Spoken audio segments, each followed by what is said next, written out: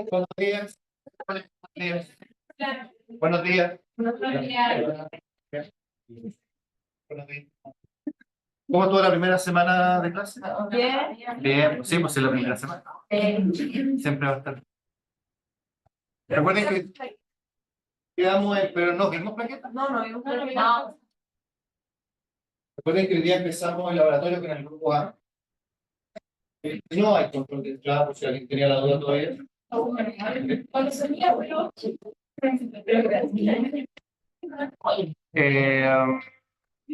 Eso. Ya, plaquetas. Recordemos muy brevemente lo que vimos en la primera clase. Hablamos principalmente de los glóbulos rojos y los glóbulos blancos. Hablamos de su función, dónde se producen, por qué nos interesa contarlo. Vimos también que no nos interesa solamente contarlo, sino que saber qué pasa con su morfología. También hablamos de la médula ósea y por qué la médula de pronto genera mayor cantidad de células que lo normal. Y vimos que en el caso de los glóbulos rojos el estímulo era...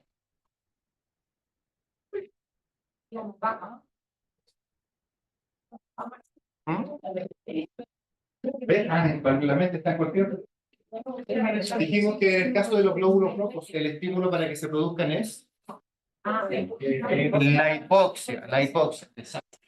Y en el caso de los glóbulos blancos, infección e inflamación, exacto. Vimos también que había ciertas alteraciones morfológicas que nos iba a interesar, que lo vamos a profundizar después, como los cambios de color, de tamaño, de forma de los glóbulos rojos, o las alteraciones en el núcleo o en el citoplasma de los glóbulos blancos. Y ahí de pasadita hablamos de los parásitos que también afectan a estas células y cómo el organismo se hace cargo de ellas, ¿sí? Para destruir. Lo que nos falta entonces es terminar de hablar de las plaquetas. Con las plaquetas, por ejemplo, si nosotros solo colocamos estas tres líneas, ya hay un problema acá. ¿Alguien sabe cuál es el problema que hay en estas tres líneas? Sí, no, está bien. No es el color, no es el... Que las plaquetas no son células. ¿Sí? Recuerden, las plaquetas son fragmentos citoplasmáticos. Ni siquiera alcanzan a ser una célula. No tienen núcleo, no tienen organelo, tienen escasa membrana plasmática. La verdad que la plaqueta principalmente, que lo que tiene es gránulos llenos de sustancias químicas que van a participar en la coagulación. Que lo vamos a recordar, las plaquetas no sirven solo para formar un tapón que vamos a llamar después coágulo. También liberan sustancias químicas que estimulan no solamente la formación de este tapón plaquetario, sino que incluso activan la cascada de la coagulación. Generan cambios a nivel local en los vasos sanguíneos para un poco detener la hemorragia. Así, tiene muchas funciones fundamentales para la coagulación, pero no son células. Con otro nombre que ustedes pueden encontrar en las plaquetas son los trombocitos. ¿Sí? Y si nosotros vemos la palabra trombocito, esto sí hace referencia a una célula. ¿Perfecto? Pero bueno, es porque en realidad las plaquetas solo se encuentran en los mamíferos. Porque si nosotros viéramos el equivalente en aves, reptiles, peces, anfibios, ellos sí tienen un trombocito. ¿Por qué? Porque cuando uno observa, es una gran célula, de hecho con un gran núcleo, que cumple funciones de coagulación también, pero incluso fíjense que en este tipo de animales los trombocitos también tienen funciones fagocíticas, es decir, ayudan a los glóbulos blancos. O sea, aquí sí hablamos de una célula, propiamente tal. En cambio, el mamífero es solamente lo que mencionábamos al principio. Un fragmento citoplasmático con funciones en la coagulación. Ahora, habiendo aclarado eso, de aquí en adelante, si queremos decirle, ya que nosotros solo vamos a ver mamíferos, si queremos decirle plaqueta o trombocito, da lo mismo. Pero tenemos en claro este detalle. Y de hecho, sí, se les dice desde las dos maneras. Bueno, ¿por qué nos interesa saber la cantidad de plaquetas que tiene un paciente? ¿En qué tipo de paciente me interesaría de mayor manera saber qué pasa con sus plaquetas? Un paciente hemorrágico, exacto, en que no hay una causa aparente, no hay un trauma de por medio, algo que inmediatamente me indique por qué está presentando hemorragia. A mí me interesaría saber la cantidad de plaquetas que tiene el paciente. ¿Cuántos glóbulos rojos teníamos por microlitro de sangre, se acuerdan? 5 a 8 millones, eran millones, ¿cierto? Claramente. Glóbulos rojos. ¿Y glóbulos blancos cuántos teníamos? 10 a 15.000, promedio, ¿cierto? Bien, bien. De plaquetas, ¿cuántas plaquetas tenemos por microlitro? De 200 a 500. Uno podría decir, oye, igual es una cantidad importante, pero si recordamos una imagen del capítulo anterior, creo que alcanzamos a mostrar que las plaquetas son muy pequeñas. Por lo tanto, aunque hay una alta cantidad en términos de volumen, igual tienden a ser una porción reducida dentro de los elementos figurados. Por ejemplo, en esta imagen, todos se ven glóbulos rojos. Y se nota porque no tienen núcleo en su interior, así que son glóbulos rojos, no hay duda. Y aquí tenemos plaquetas, por ejemplo. ¿Te fijas? Dentro de un glóbulo rojo caben, no sé, unas 5 o 6 plaquetas, así de pequeñas son. Pero en ocasiones aparecen plaquetas más grandes de lo normal. Fíjense que casi un poco más grande que un glóbulo rojo. Eso es lo que se conoce como plaquetas gigantes, que también le podemos dar un nombre un poco más técnico, son macroplaquetas. Macroplaquetas.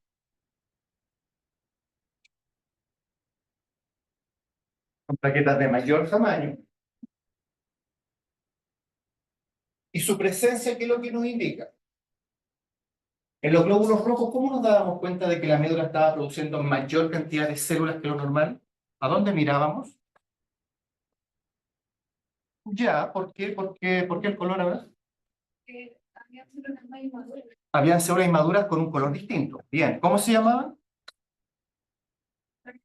El reticulocito. Claro, porque se acuerdan que normalmente había un 2% de reticulocitos, pero si de pronto aumentaba ese número, ese porcentaje, era porque la médula por alguna razón estaba enviando mayor cantidad de células y eso le llamábamos respuesta medular. En el caso de los glóbulos blancos, ¿a dónde mirábamos? ¿Cuál era esa célula inmadura que a nosotros nos daba la señal de respuesta medular? ¿Recuerdan? La etapa anterior al neutrón, el basiliforme.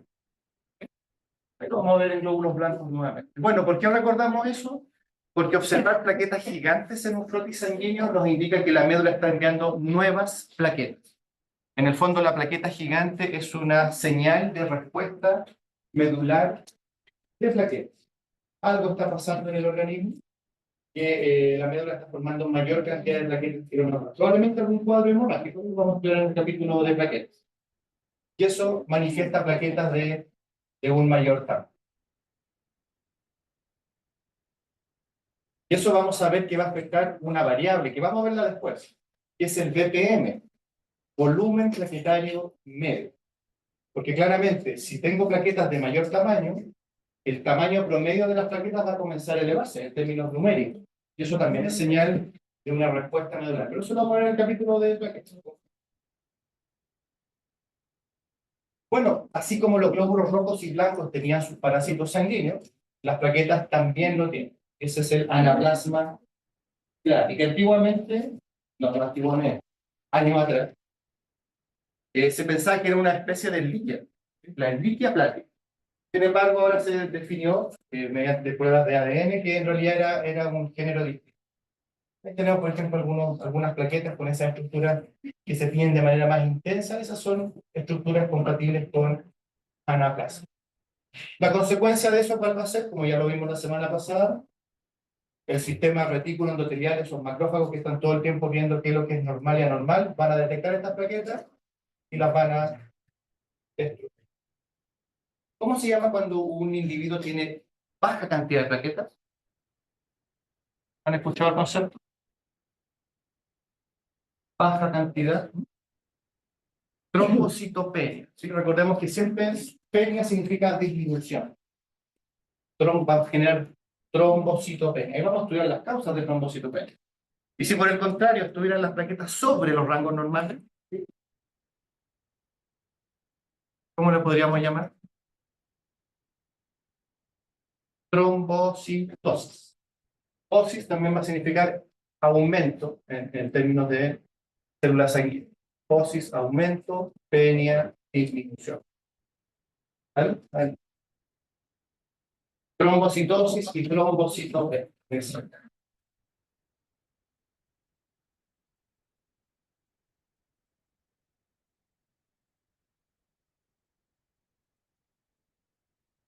Esos son los elementos figurados de la sangre, pero como dijimos al principio de la clase anterior, la sangre, así como tiene una parte celular, también tiene una parte líquida. ¿Cómo se llama esta parte líquida de la sangre? No sé si lo hablamos acá, pero ¿qué otro nombre recibe también? Plasma o suero. La pregunta, ¿es lo mismo? ¿Es lo mismo con distintos nombres o son cosas diferentes? Y si son cosas diferentes, ¿cuál es la diferencia? Uno es más denso que el otro, ¿cómo así? A ver, si viéramos la composición, ¿hay diferencia? ¿Tienen componentes distintos? Bueno, no puede ser celular porque esta es la parte líquida de la sangre, o sea, las células ya quedaron fuera. Pero miren, la diferencia es bien simple. Si nosotros tomamos una muestra de sangre y la ponemos en una jeringa y la dejamos acá en la mesa, ¿qué va a pasar con esa muestra? La sangre va para abajo. La sangre va para abajo, se coagula, se coagula. ¿Sí? Si nosotros ahora sacamos la parte líquida de esa jeringa, eso va a ser suero. ¿Ok? Caso 2. Tomo una muestra de sangre y lo coloco en un tubo con anticoagulante. Es decir, yo no permito que la sangre se coagule. Y yo dejo la jeringa ahí, por supuesto no se va a coagular, no va a pasar nada. La llevo a un laboratorio. ¿Cómo separo la parte líquida de la parte celular? Centrifugando. Extraigo la parte líquida, eso es plasma. ¿Cuál es la diferencia entonces? Es muy, entre comillas, sutil. El suero, como se formó un coágulo, no tiene factores de coagulación ni tiene fibrinógeno, que es una proteína que vamos a ver que es importante en la coagulación. En cambio, el plasma, como nunca se coaguló, tiene factores de coagulación y tiene fibrinógeno. Es la única diferencia. Uno podría decir, bueno, entonces puedo medir todo el resto en el suero, igual que en el plasma. No, ¿por qué? Porque cuando se forma un coágulo, mucho del plasma queda atrapado en el interior. Entonces, cuando yo quiero hacer mediciones, ¿sí?, en la parte líquida restante, pueden salir valores erróneos. Lo mejor es evitar la formación del coágulo, aparte que la formación del coágulo va a estar en la parte celular. Entonces ya es una muestra que en casos muy puntuales yo podría ocupar suero, pero siempre lo ideal, y todos los laboratorios trabajan prácticamente con muestras con anticoagulantes y por lo tanto trabajan con plasma. ¿Qué puedo evaluar yo del plasma? Si ustedes toman una muestra de sangre y la centrifugan, ¿qué es lo que vamos a hacer un poco en el laboratorio? Lo primero que podemos hacer es analizar el color del plasma. ¿De qué color debiera ser el plasma? No le escucho, perdón. Translúcido. Translúcido. Ah, ok. Translúcido, levemente amarillo.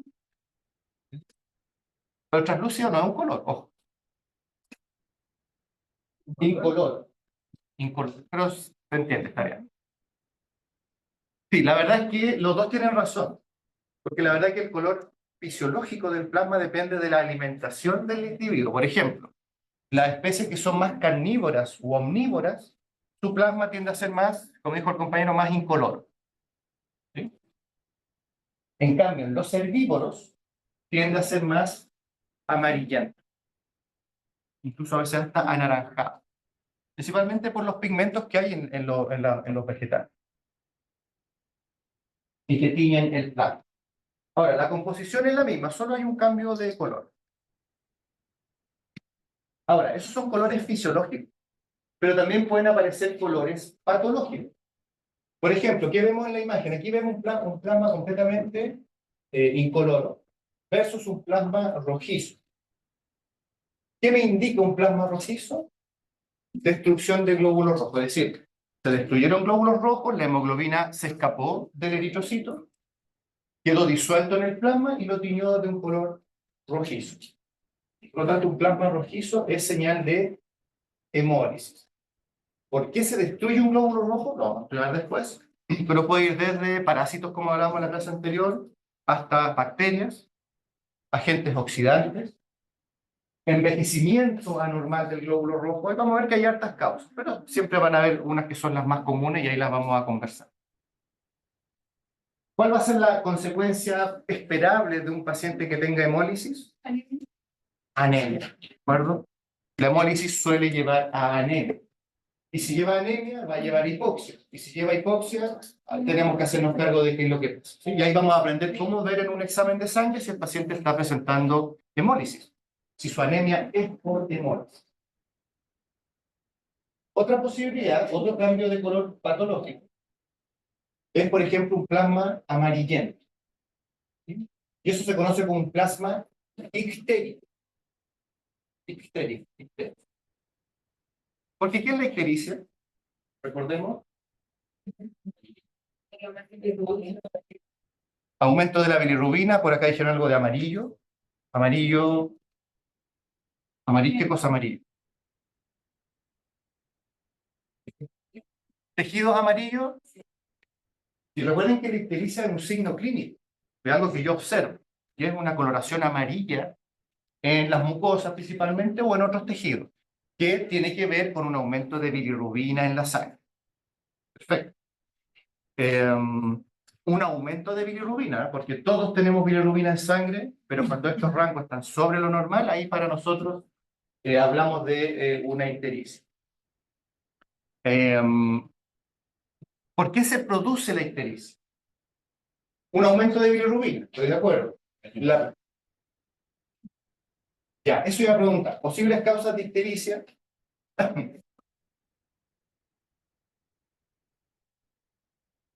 Ese daño hepático. Ahora es hepatopático. Eso es lo que se conoce como la ictericia hepática. ¿Ya? Otras causas son, hay tres grandes grupos. Ya, obstrucción de conductos biliares, que en una palabra le vamos a llamar colestasis. La colestasis corresponde a la obstrucción del flujo biliar. Que es lo que también ustedes conocen como ictericia posthepática. Obstrucción de las vías de evacuación de la bilis. Y por último nos quedaría la ictericia prehepática. ¿Cuál era la causa?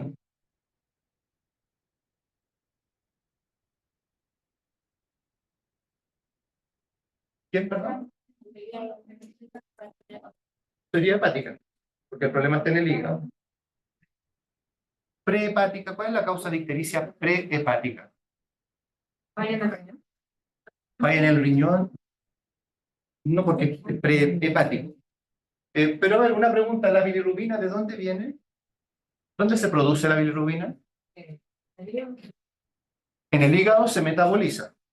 Sí, pero viene de algún lugar antes. En la vesícula se almacena la bilis y está después del hígado. ¿De dónde viene la bilirrubina? Y eso inmediatamente nos va a dar la respuesta, perdón. Del grupo M, de la hemoglobina, claro. La bilirrubina proviene del metabolismo de la hemoglobina. Exactamente. Por lo tanto, la ictericia prehepática se asocia a hemólisis. La destrucción de glóbulos rojos lleva a ictericia, porque pensemos lo siguiente, se destruyen gran cantidad de glóbulos rojos, queda mucha hemoglobina libre, y esa hemoglobina ¿en qué se va a metabolizar? En bilirrubina, y por lo tanto va a haber mucha bilirrubina en sangre. Ictericia. Así que en su momento estudiaremos, bueno, pero si yo tengo un paciente con ictericia, ¿cómo sé si la ictericia es prehepática, hepática o posthepática? Eso es. Y lo vamos a ver en su momento, pero eso es. Bien. Aprovechemos entonces de dar inmediatamente las causas de ictericia. Y a ver, ¿por qué una enfermedad hepática genera ictericia?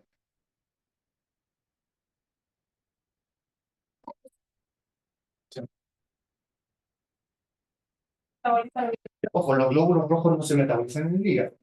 La bilirrubina sí. Sí, eso sí. Eh, Porque el hígado no metaboliza bien la bilirrubina. Pero la bilirrubina ya está. La metabolizo o no, la bilirrubina ya está presente.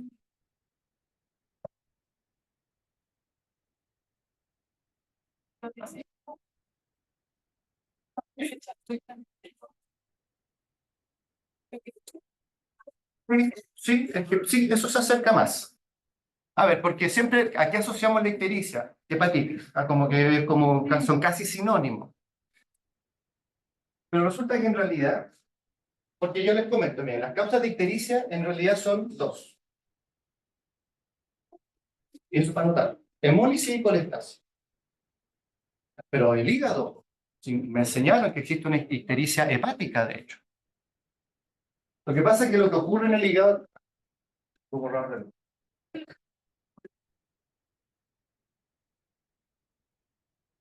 Vesícula, esa es la vesícula, por ejemplo, ahí.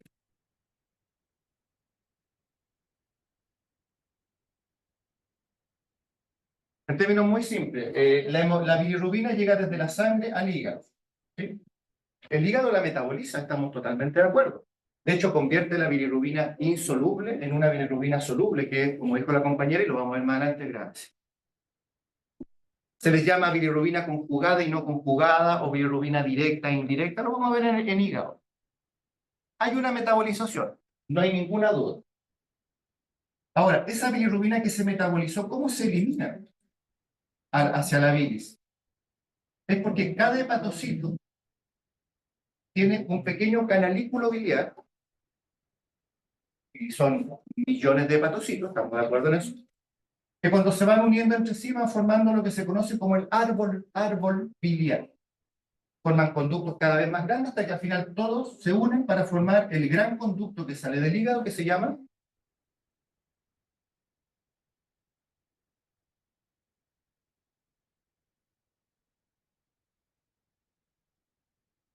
hepático, el conducto hepático, que al unirse con el conducto de la vesícula biliar que se llama,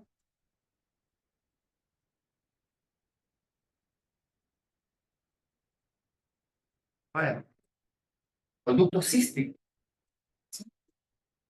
la unión de ambos conductos forma, ahora sí, el coledo. Y el coledo fue el que desemboca en el duodeno. Pero, profe, esto no es anatomía. No, es verdad. Yo se los comento. Por lo tanto, cuando, por ejemplo, hay una hepatitis que implica la inflamación del tejido hepático y, por lo tanto, el aumento de volumen de los hepatocitos, lo que va a ocurrir es que como los hepatocitos aumentan de volumen, comprimen estos pequeños canalículos biliares. Y por lo tanto el flujo biliar ya no puede, ustedes lo dijeron bien, ya no se puede eliminar adecuadamente los desechos metabólicos. Y si no se pueden eliminar vía biliar, ¿qué va a pasar con todos esos desechos? Vuelven a la sangre. Se acumulan en la sangre, generan ictericia. O sea, en realidad, la hepatitis lo que genera es una colestasis dentro del hígado. Y por eso, las únicas dos causas de ictericia van a ser la colestasis. Lo que pasa es que le vamos a dar apellido, porque cuando uno piensa en colestasis, ¿qué es lo que piensa? Ah, ya pienso en un cálculo biliar en el coledo. Yo creo que es como la primera imagen que se viene, o algo que está obstruyendo la vesícula. Bueno, eso vamos a ver que se llama colestasis extrahepática, es decir, una colestasis fuera del hígado, del tejido hepático. Pero el ejemplo que estoy dando de la hepatitis es una colestasis intrahepática. ¿Eh? Ahora, la pregunta, entonces, ¿pero en la hepatitis hay colestasis? ¿Hay ictericia? Sí, pero el mecanismo que está detrás de eso es una colestasis. Por eso, finalmente, esas son nuestras únicas dos causas. En su momento vamos a ver cómo diferenciar si la colestasis está fuera o está dentro y está comprometiendo el tejido hepático. Ahí lo vamos a ver.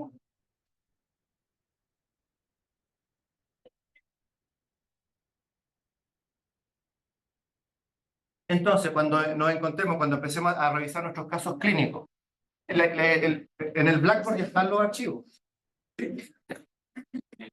y veamos ictericia, usted lo primero que tienen que preguntarse, ¿este paciente tendrá hemólisis o tendrá colestasis? Y ahí vamos a ver cómo llegar a la solución. Sin embargo, hay una excepción, que son los equinos. Porque los equinos, en términos de estos órganos y estos tejidos, tienen una particularidad.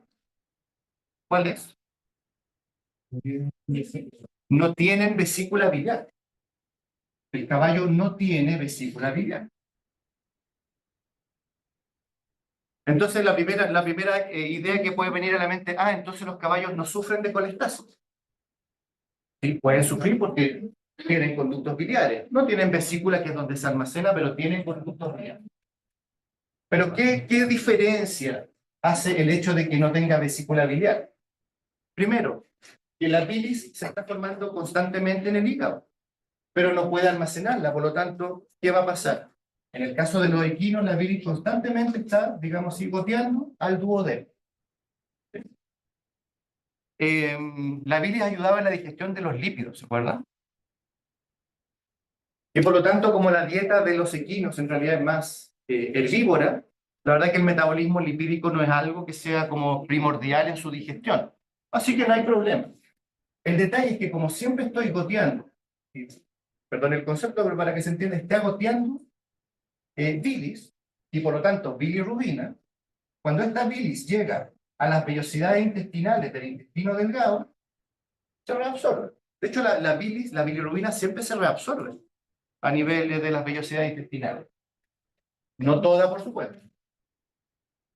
Y por lo tanto, como se reabsorbe a nivel intestinal, vuelve a la sangre. Consecuencia, el equino, por esta razón, siempre tiene niveles de bilirrubina un poco más altos en sangre. Y es completamente fisiológico, solo por el hecho de que no tiene vesícula biliar. Por lo tanto, un equino que ha estado mucho tiempo sin comer va a presentar ictericia. Y ojo, puede estar sin comer por un cuadro respiratorio, por un cuadro traumático, por un cuadro, lo que ustedes quieran, pero si no ha comido, va a presentar ictericia. Por lo tanto, para que quede claro, el caballo tiene estas dos causas, pero le vamos a agregar otras más. Que es la anorexia. O ayuno, un ayuno prolongado. 1, 2, 3 días sin comer, el caballo presenta ictericia.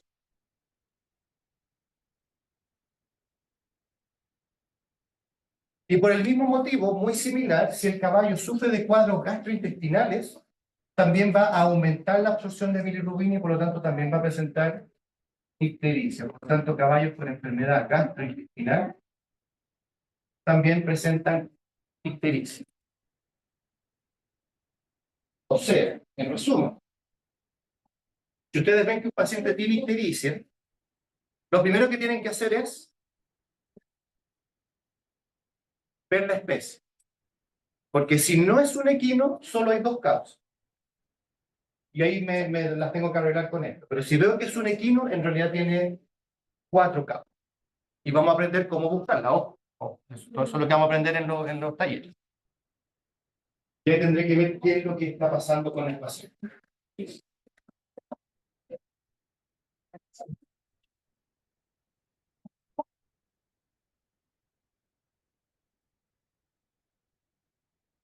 Aunque parecía así como que lo estaba molestando al compañero cuando le dije, lo que pasa es que translúcido no es un color. Pero lo digo ¿por qué? Porque el segundo aspecto que nos interesa ver en el plasma es la transparencia. Entonces yo puedo tener un plasma verde y transparente. O puedo tener un plasma incoloro. Bueno, Que sea el plasma rojo, solamente puede ser por hemólisis. hemólisis. Y después vamos a darle un apellido, hemólisis intravascular. Solo lo comento, algo que hablamos la semana pasada. ¿Se acuerdan cómo se destruía un glóbulo rojo con un parásito? El sistema inmune encontraba el glóbulo rojo parasitado, lo sacaba del vaso sanguíneo, ¿cierto? Y lo destruía afuera. La pregunta, si ese glóbulo rojo está destruido fuera del vaso, Está caluroso. Si ese glóbulo rojo fue destruido fuera del vaso sanguíneo, ¿habrá hemoglobina libre en la sangre? No. Entonces, en las hemólisis extravasculares no hay plasma rojizo. Tiene que haber una causa de hemólisis intravascular. Y ahí vamos a ver la diferencia. Entonces, no todas las hemólisis generan plasma rojizo. Eso lo voy a mover un poquito más adelante.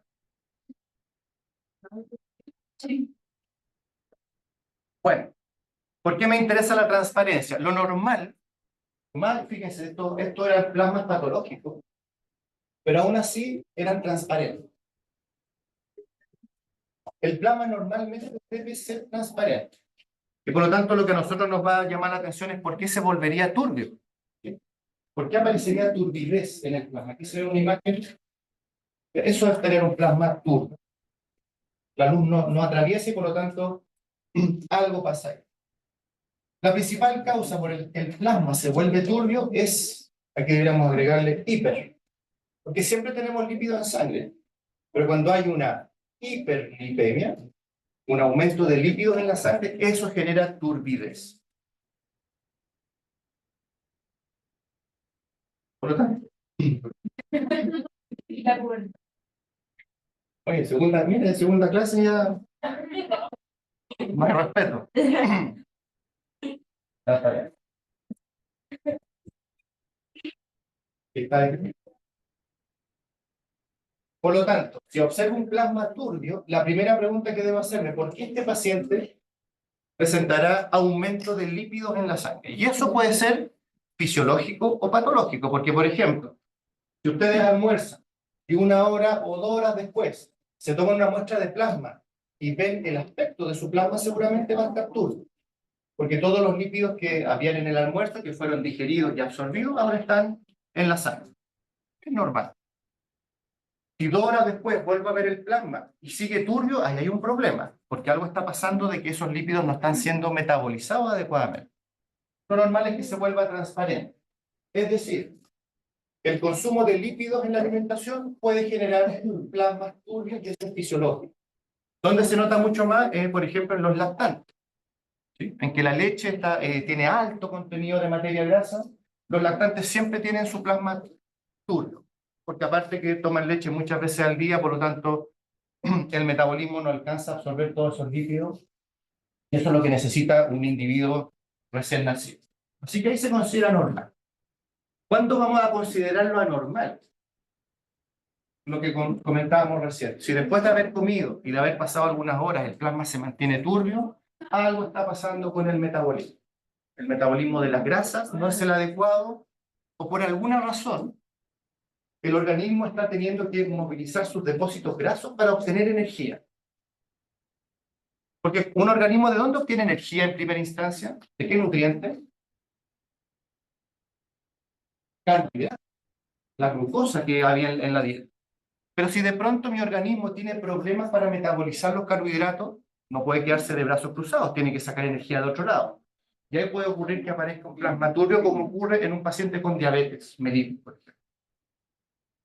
Ellos no es raro que mantengan un plasma turbio. Y solo como pregunta adicional, ¿cuál era el problema de utilizar las grasas como fuente de energía? Porque era o sea, es un gran mecanismo de adaptación tener depósitos adiposos. Pero ¿cuál era el problema de metabolizar las grasas? Cuerpos cetónicos, claro, la cetosis. Que cuando es en exceso puede generar descompensaciones, cambios de pH a nivel sanguíneo importantes. Eso es. Ok. Por lo tanto, en el plasma nos interesa, y este es como un análisis físico, porque eso lo podemos ver a simple vista, ver el color, ver el aspecto. Y adelante. Usted me avisa en la hora del break. Bueno.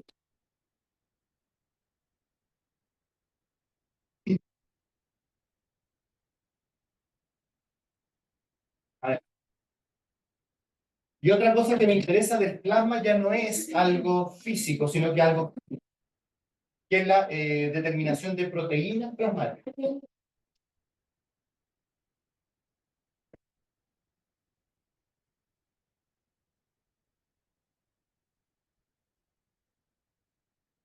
Proteína plasmática o proteína sérica es lo mismo. Todo depende si las medí en plasma o las medí en suero. Se usa más el término proteínas plasmáticas. A ver, las proteínas plasmáticas que para nosotros tienen valor diagnóstico. ¿Qué significa que tengan valor diagnóstico? Que cuando hay alguna alteración en el organismo, estas proteínas comienzan a alterar sus valores y por lo tanto me dan datos de que algo ocurre. Las proteínas que para nosotros tienen valor diagnóstico son tres. Vamos a anotarlo de la siguiente manera. Las proteínas plasmáticas es igual a la suma de las albúminas. También tienen valor diagnóstico las globulinas. Y una tercera proteína que está anotada acá y la nombramos rapidito cuando hablamos de la coagulación, el fibrinógeno.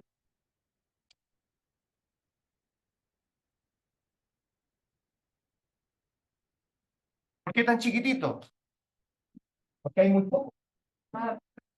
Por ejemplo, del total de proteínas plasmáticas, las albúminas son el 70% del total de nuestras proteínas. Son lejos la más abundante. Las globulinas están cerca del 28%. Y el fibrinógeno es apenas del 1 al 2%. Así de escaso es. Lo que no significa que tenga funciones muy importantes, pero bueno, pero está en escasa cantidad. ¿Ok?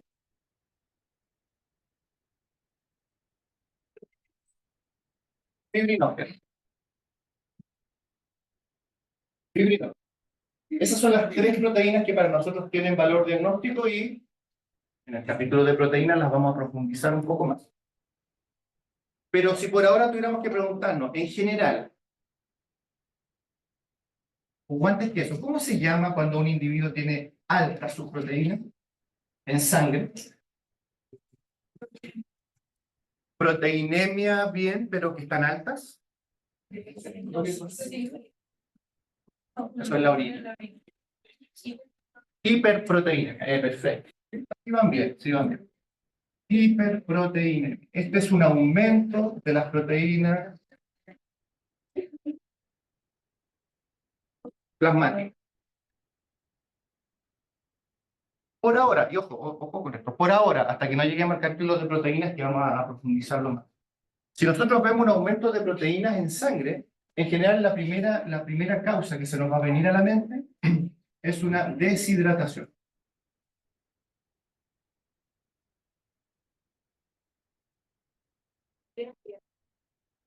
¿Perdón?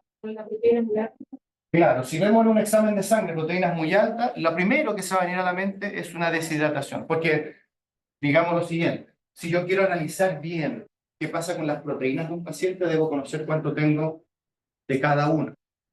Pero si solo tengo el total, voy a sospechar de deshidratación.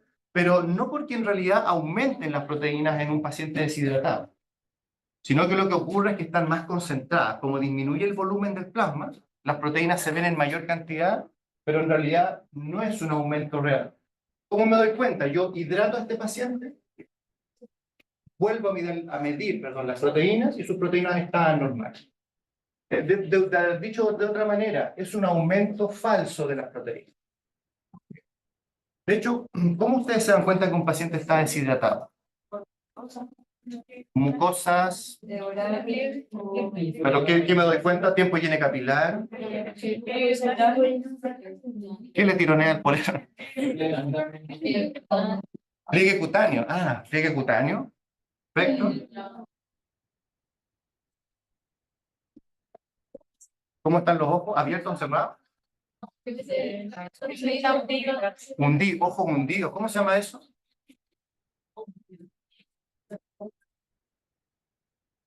Enoftalmia.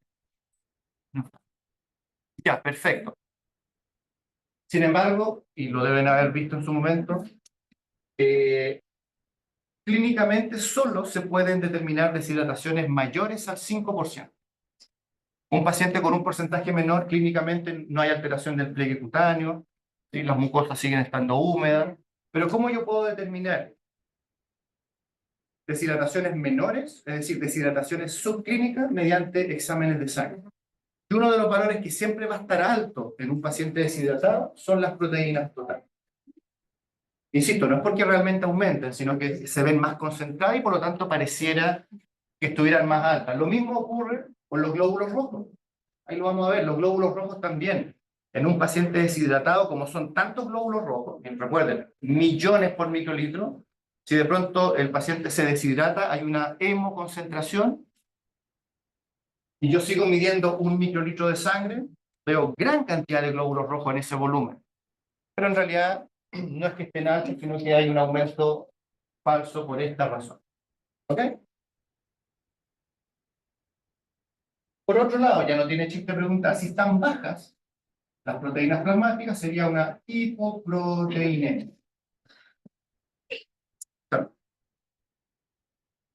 Y cuando un individuo tenga bajas sus proteínas, tengo que pensar en dos grandes posibilidades. ¿Cuáles podrán ser? Hemorragia. Hemorragia, metámoslo en una causa más general. Está bien, ¿eh? Pérdida. Un paciente con hipoproteinemia, una posibilidad es que esté perdiendo proteínas. Y vamos a ver que la hemorragia es una causa, pero hay otras causas por las que un individuo pierde proteínas. ¿Cuál sería la otra posibilidad? Ah, por la orina, por ejemplo, la proteinuria, exactamente. Causas de pérdida. ¿Y la otra posibilidad? ¿Cuál podrá ser? ¿Mm? Un déficit en la dieta, ya. Pero la principal fuente de nuestras proteínas viene de la dieta.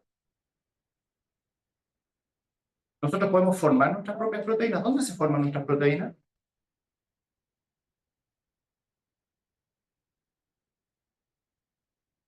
¿Dónde se forman nuestras proteínas? En el hígado.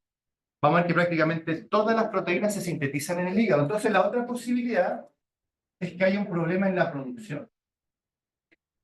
La dieta es un tema en todo caso. Sí, tiene razón.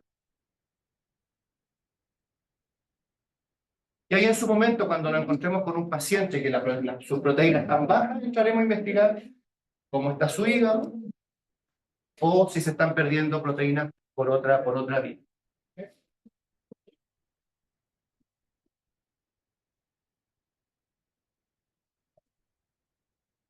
No es lento.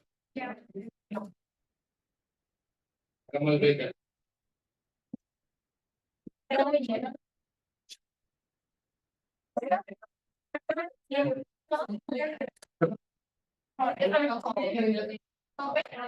Por ahora, solo eso. Cuando luego estudiemos por qué se alteran estas proteínas en detalle, vamos a ver que hay otras causas.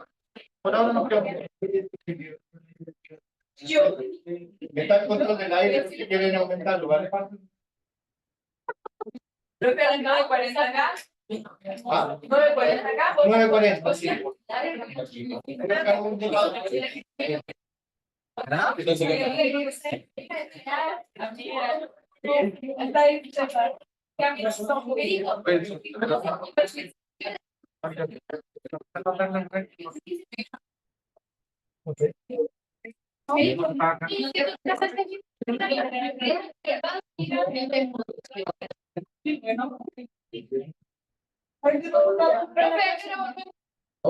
Igual el 40.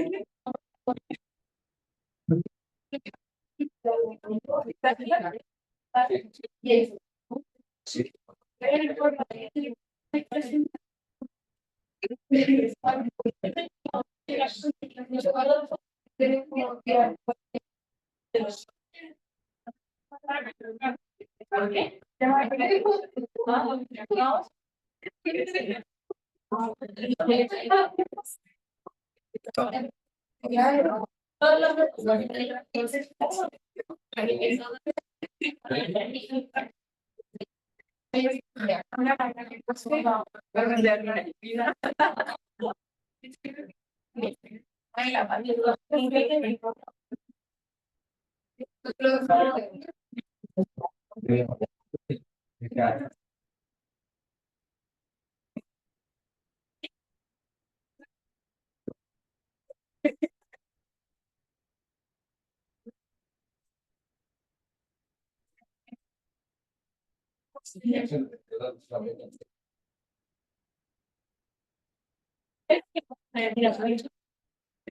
No,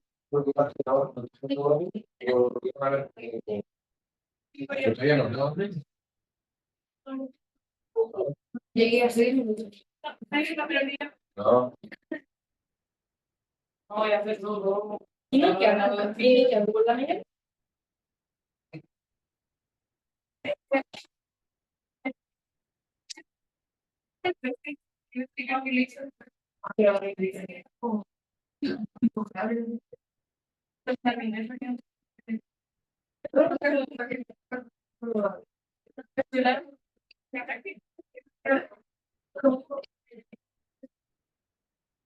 Oye, pues, por favor. Yo creo que también salió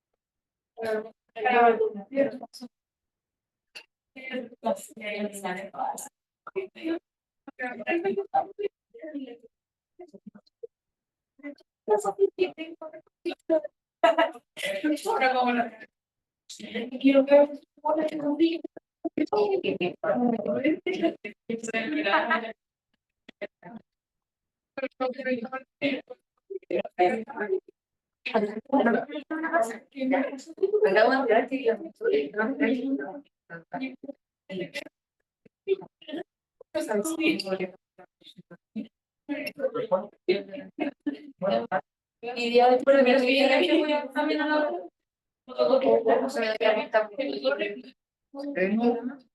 ¿por qué gusta hacer la tuya? ¿Le dejo mi nombre? No. Muchas gracias.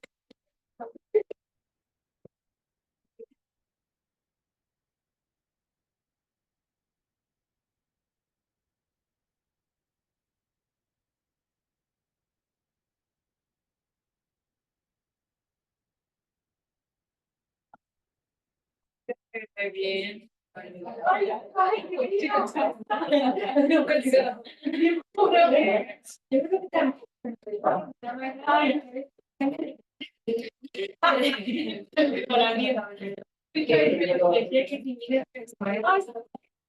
Sí, esa misma yo.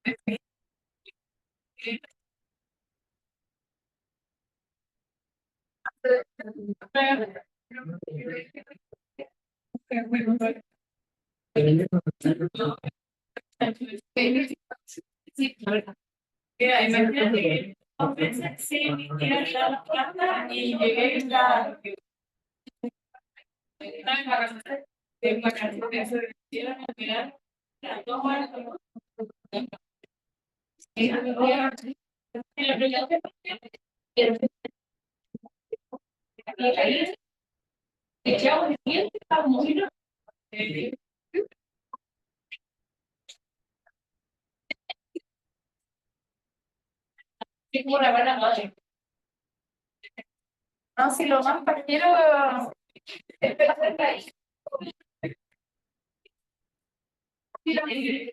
Aparte también pero me encontré un día yo dije, oh, voy a hacer todas las chicas de yo dije, oh, voy a hacer de lo que más puede ser el chiste. Ay, no voy a hablar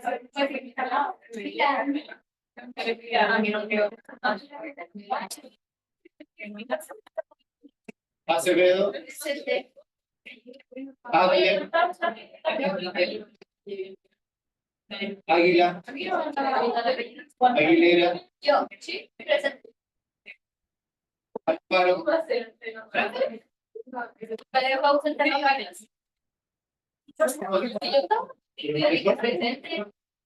Alzamora,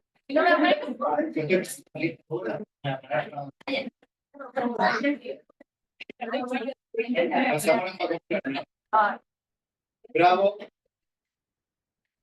Briseño, Camila, Carrasco,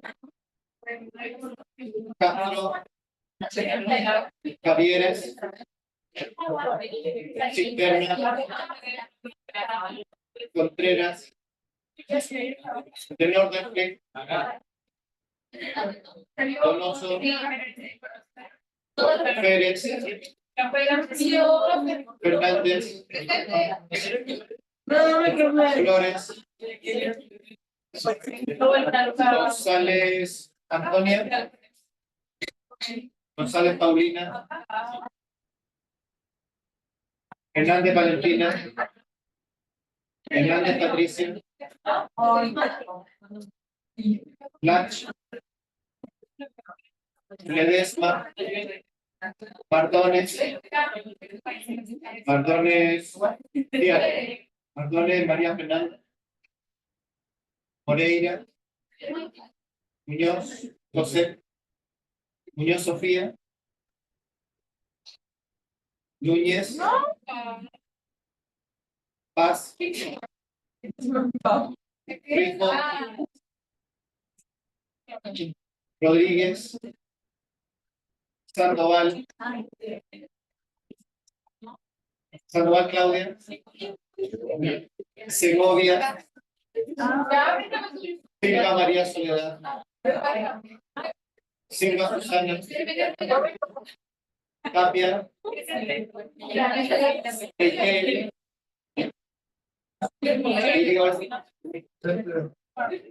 Vázquez. Vega. Villarroel. Vivero. Zúñiga.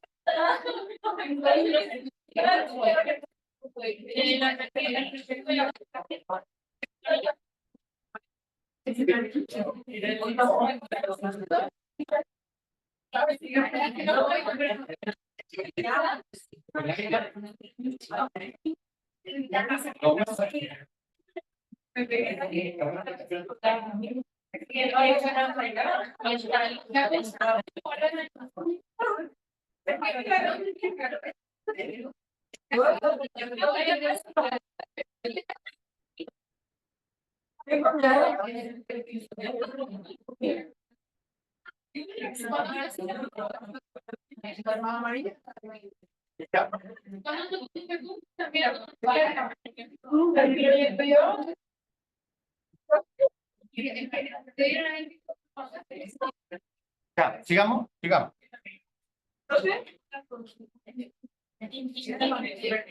Pero más bien.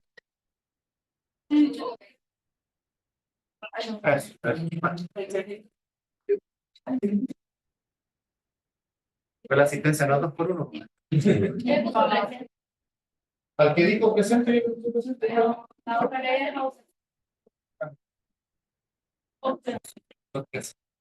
pero no estaba pendiente de lo que hice, ¿verdad? ¿Cómo debo tomar una muestra de sangre? Acá tenemos un pequeño problema en que nosotros no podemos decirle al paciente, mire, quédese tranquilo, esto va a ser solo un pinchacito, esto va a durar un segundo, tranquilo. Entonces tenemos que nosotros tratar de dar las condiciones ideales para que una muestra de sangre sea, se tome en la mayor tranquilidad posible. ¿Por qué? Porque vamos a estudiar de que si el paciente está nervioso, asustado, eso va a alterar algunos parámetros sanguíneos. ¿Alguno que se les pueda ocurrir, por ejemplo? Ya, pero eso no es dentro, no está dentro de lo que nosotros normalmente medimos. Ahora, si yo... Glóbulos rojos. Bueno, eso, si yo me asusto en este momento, no me aumenta el cortisol. Hay otra hormona que aumenta, la adrenalina, sistema simpático, ¿se acuerdan? Y vamos a ver que la adrenalina genera, por ejemplo, aumento de los glóbulos rojos. ¿Por qué? Porque la adrenalina contrae el vaso. Y si en ese momento sale gran cantidad de glóbulos rojos a circulación y justo yo tomo la muestra de sangre, ¿con qué me voy a encontrar en sangre? Con una policitemia. Y la verdad que el paciente no es que los tenga aumentado, lo que pasa es que fue una situación del momento solo por no estar en las condiciones adecuadas. Vamos a ver que algunos glóbulos blancos, como los neutrófilos, como los linfocitos, también aumentan bajo la acción de la adrenalina. Las plaquetas aumentan por la acción de la adrenalina porque las plaquetas también se almacenan en el vaso. La glucosa. La adrenalina tiene un efecto hiperglicemiante, por lo tanto, si tomo un paciente, supongamos que viene justo por sospecha de diabetes, y le tomo la muestra no estando tranquilo y la glucosa sale alta, puedo a lo mejor dar un diagnóstico errado en ese sentido. Entonces, dar las condiciones ideales para que el paciente esté lo más tranquilo. ¿Eso qué significaría?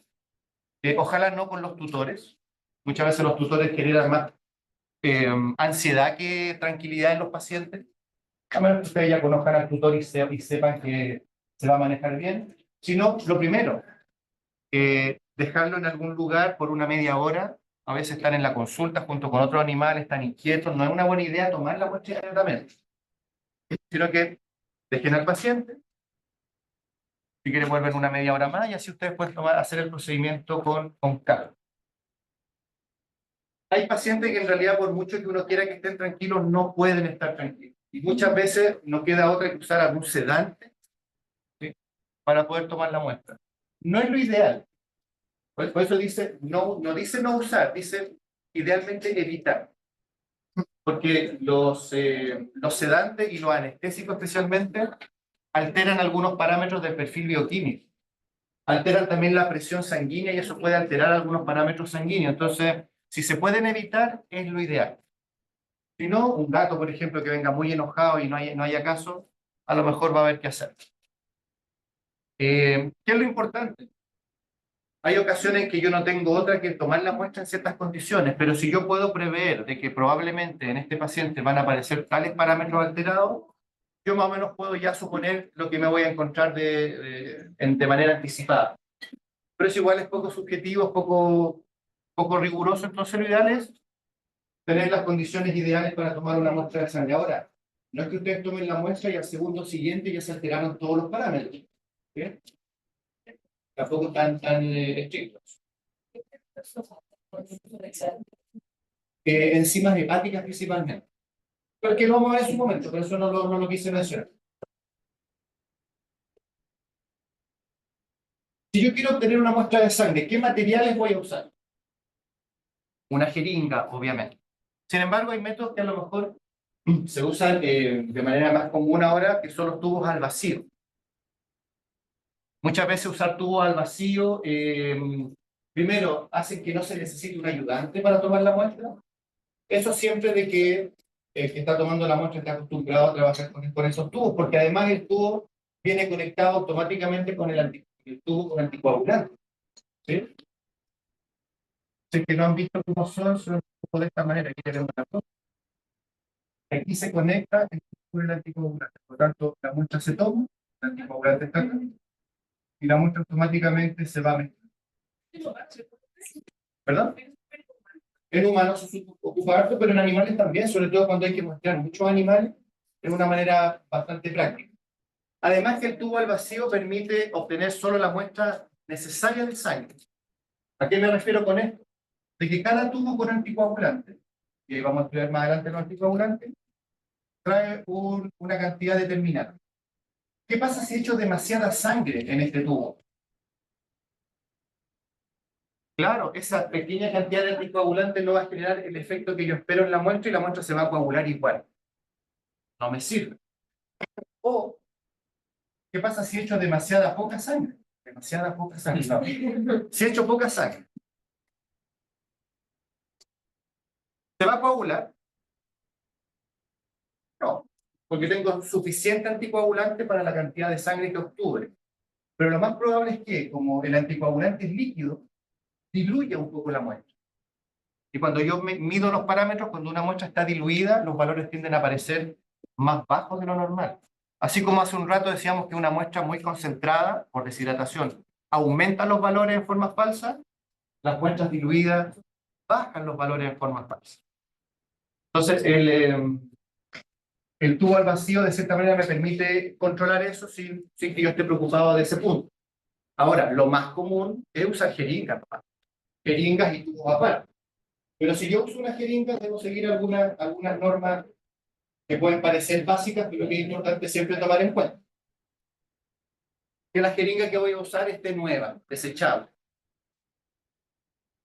Son baratas, así que no reutilicen jeringas.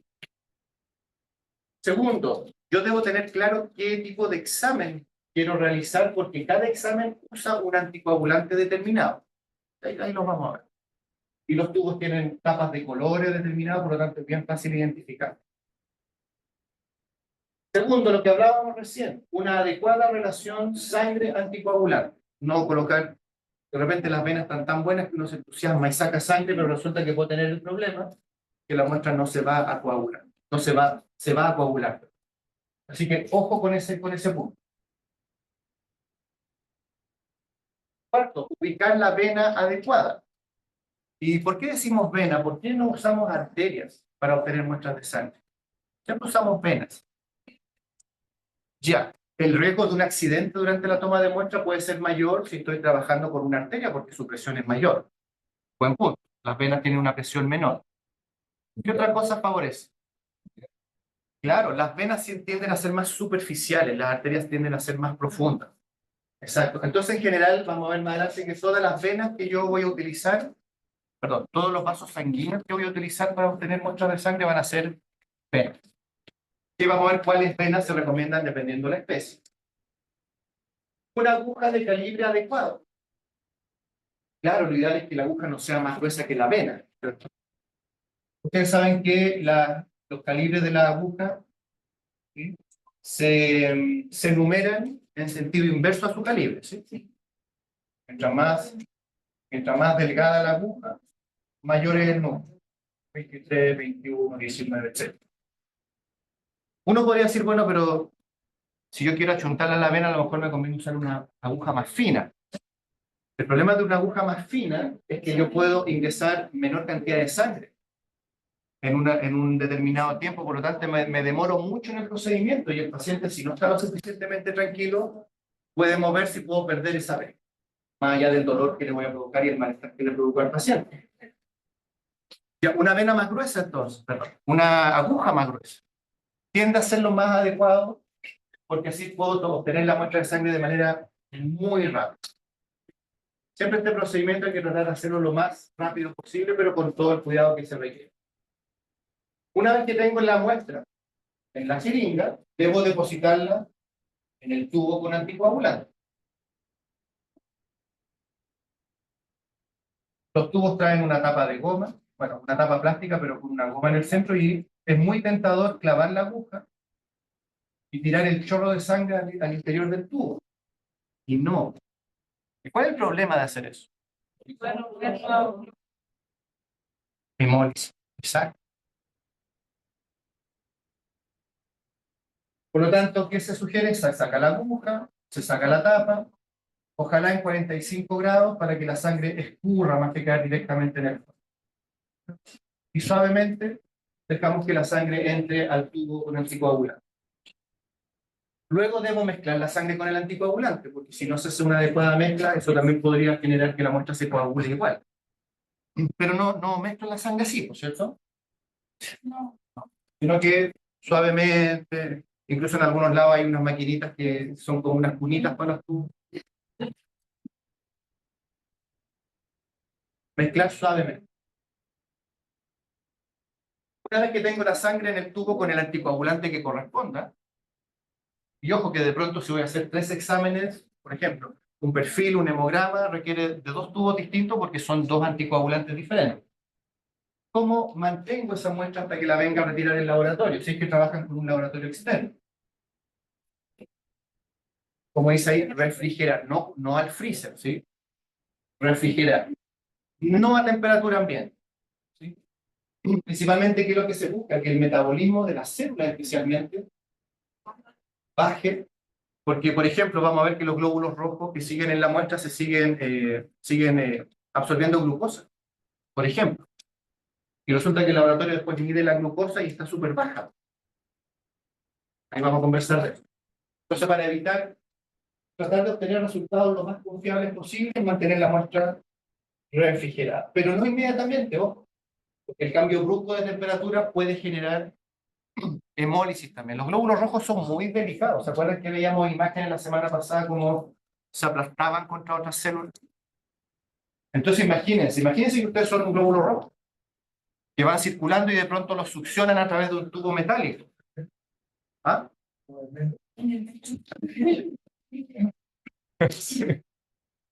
Y luego te dejan caer en un tubo con anticoagulante. Y luego te tienen que sacar, te fijas que la fragilidad del eritrocito es un punto importante que o puede provocar rechazo de la muestra por parte del laboratorio y que le dicen, la muestra llegó hemolizada, no se puede analizar. O la analizan, pero los valores no son confiables. ¿Cuánto tendría que tener? Sí, claro. Sí, porque que baje a temperatura ambiente unos 10 minutos, no hay tiempos fijos, pero en el fondo, después que ya el paciente se fue, ahí recién lo guardamos. Pues no hacerlo inmediatamente.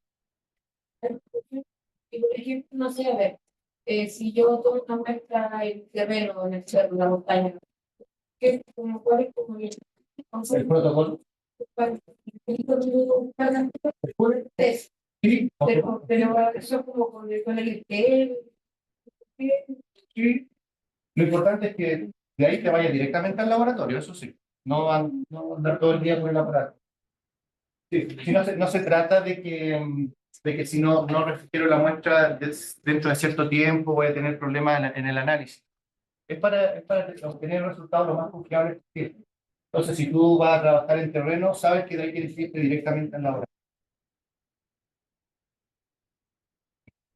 Ahora, ahora hay muchas clínicas que tienen como su propio equipo, ¿sí?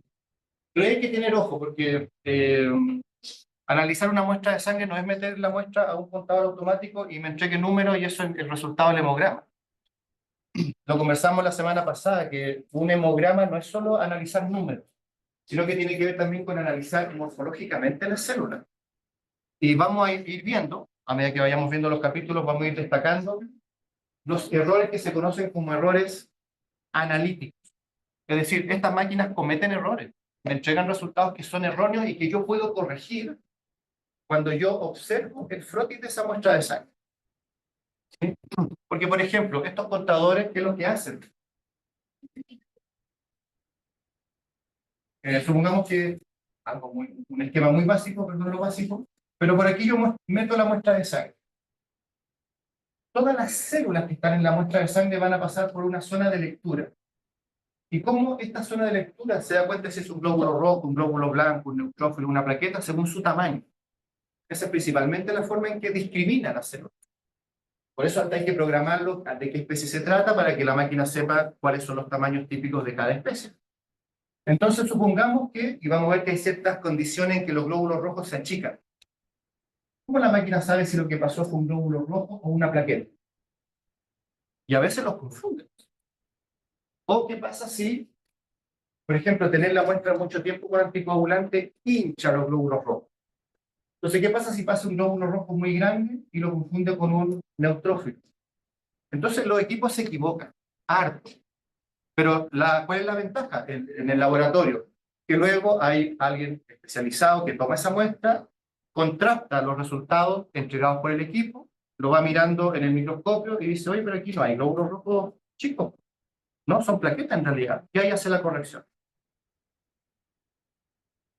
Entonces, está súper bien que las clínicas puedan tener sus propios equipos, pero si solo tiene un equipo y no hay alguien capacitado para leer los frotis sanguíneos y corroborar y comparar los resultados, no se está haciendo un buen servicio.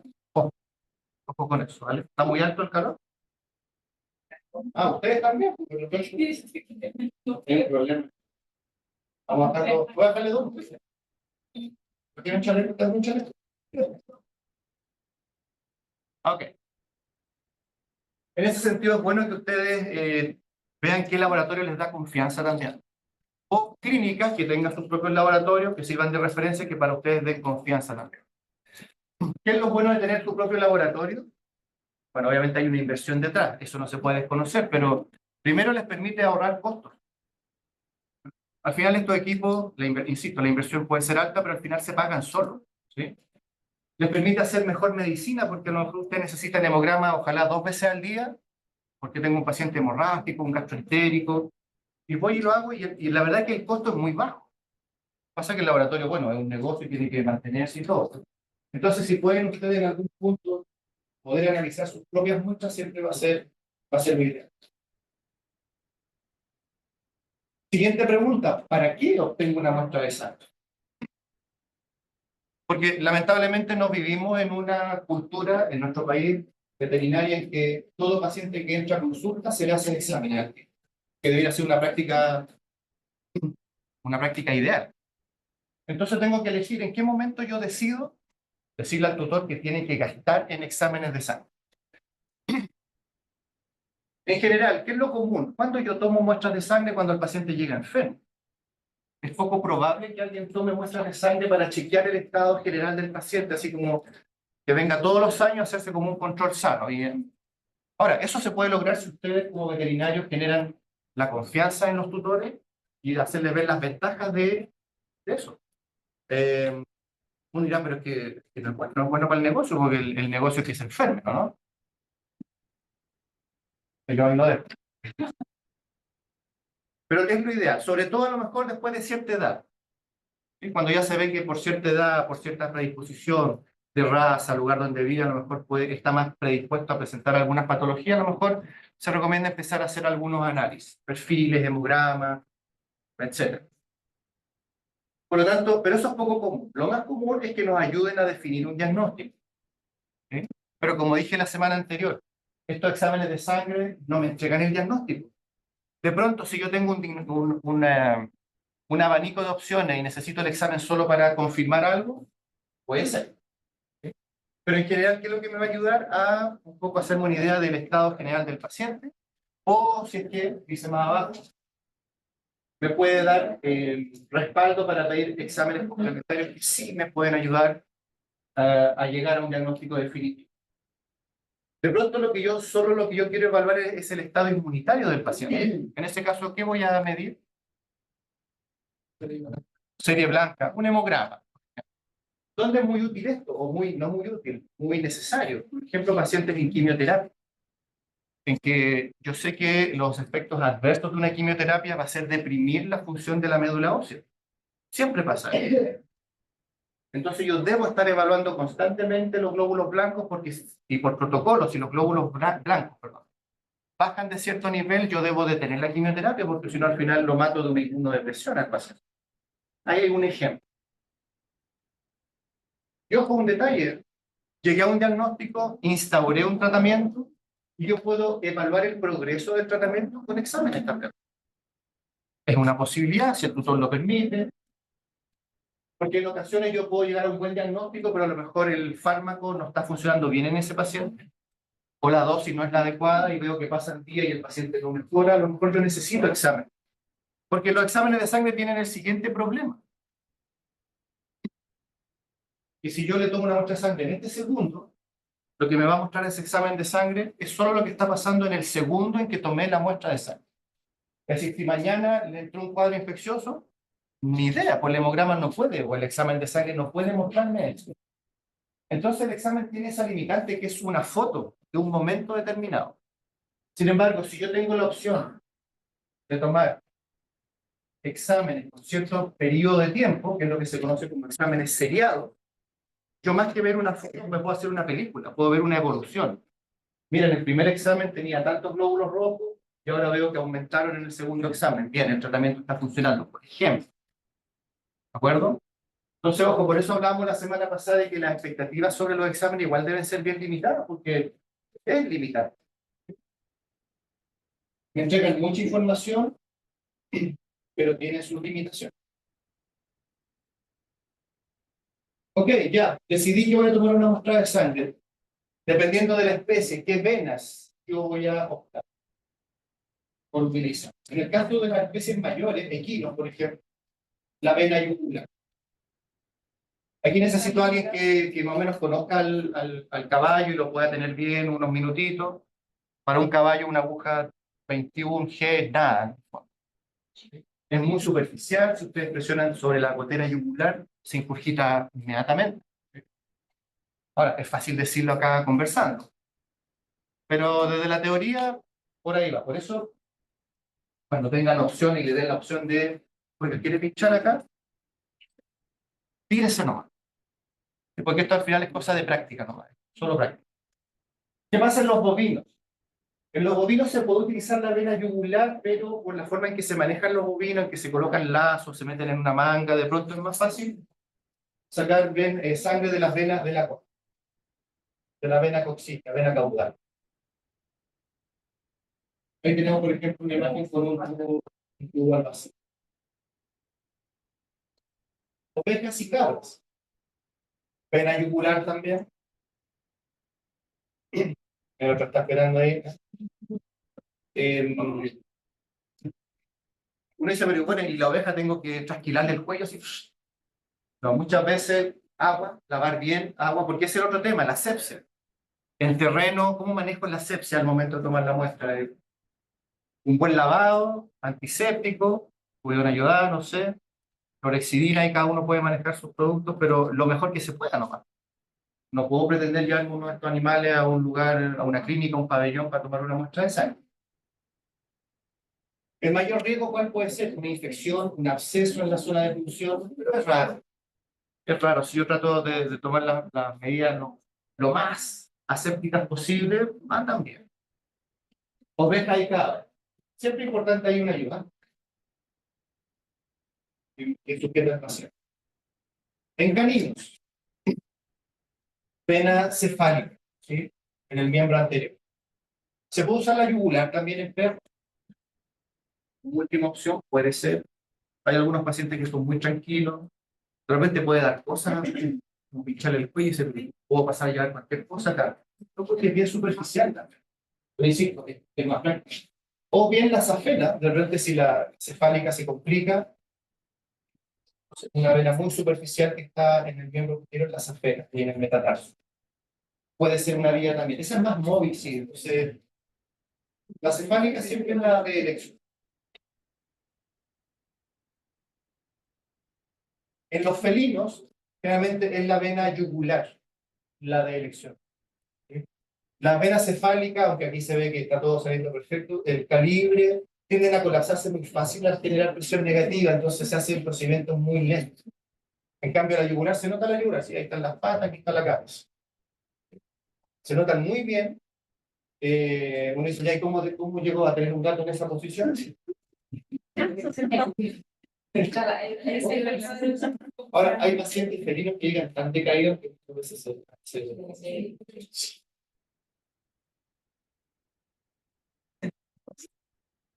todo pasando como algunos animales menos comunes, los conejos, por ejemplo. Realmente se usan las venas de las orejas, tanto para obtener muestras de sangre como para administrar fluidos, venas auriculares. Sí.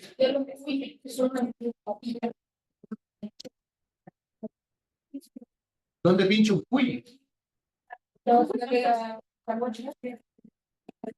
Eh, Nunca he pinchado un cuy, pero yo optaría por tratar de pinchar la yugular, que es la vena más. ¿Un cáncer? ¿Un erizo de tierra? No, por ahí. La yugular, sí. La femoral. La arteria femoral. ¿Dice por el calibre?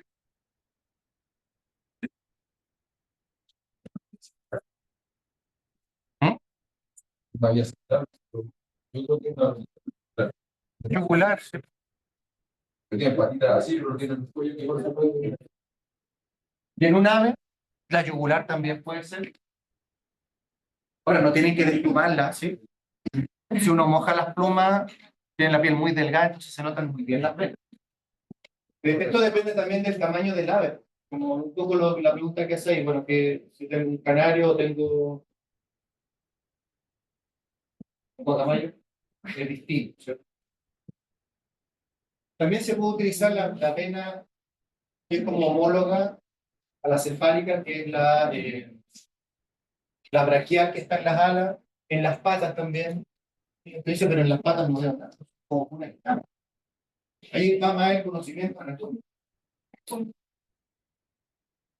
La vena braquial Ahora, en las aves pequeñas, por ejemplo, lo que sí se puede usar es lo que se conoce como el lecho mundial. De hecho, ¿a quién no le ha pasado que quiere cortar la uña y provoca la hemorragia? De repente, en aves pequeñas, cortar una uña y obtener unas par de gotitas de sangre de ahí puede ser una forma de obtener una muestra.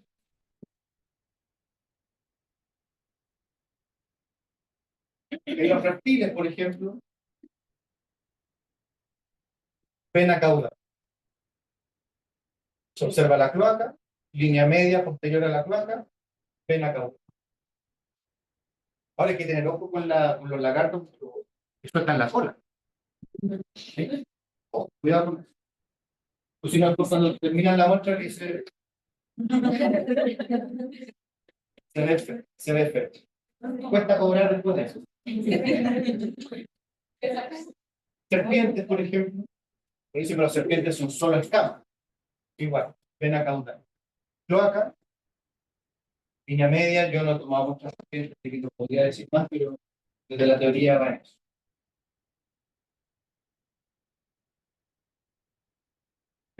Ok. Sí, función cardíaca no se recomienda. De hecho, todo el año digo voy a borrar esa foto.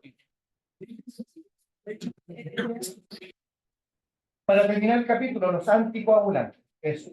Ya, perfecto, ya sé cómo tomar la muestra, de dónde la voy a obtener, para qué la voy a obtener, pero dijimos que dependiendo del examen que yo quiero realizar, debo tomar tubos con distintos anticoagulantes. A ver, vamos a partir. Por convención, los anticoagulantes deben traer un color distintivo. ¿Ya? En el caso del citrato de sodio, siempre la tapa va a ser de color celeste. Primero, mecanismo de acción, ¿cómo funciona? ¿Por qué el citrato de sodio funciona como anticoagulante?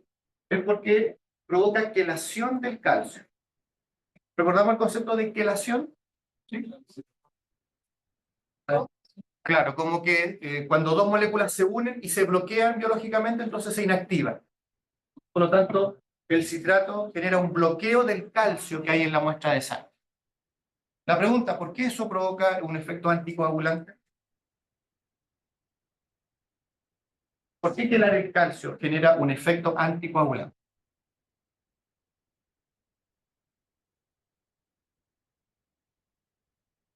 Porque recuerden que el calcio es un factor de la coagulación, es el factor 4. De hecho, la cascada de la coagulación solo puede funcionar adecuadamente en presencia de calcio. Por lo tanto, si yo bloqueo el calcio, de forma indirecta bloqueo la cascada de la coagulación. Y la muestra no se coagula. Ese es el mecanismo de acción. Luego, ¿para qué uso el citrato de sodio? Bueno, se utiliza como anticoagulante en transfusiones sanguíneas o para hacer pruebas de coagulación. Como hace un rato hablábamos, me llega un paciente con problemas de coagulación, mido las plaquetas se ven normales. Tenemos un capítulo de coagulación. Hagamos pruebas de coagulación entonces para ver qué es lo que puede estar pasando. Ahí lo vamos a ver. Ahora, una pregunta. Si al laboratorio llega una muestra que no se va a coagular porque le coloqué un anticoagulante, ¿cómo pueden hacer pruebas de coagulación desde esa muestra?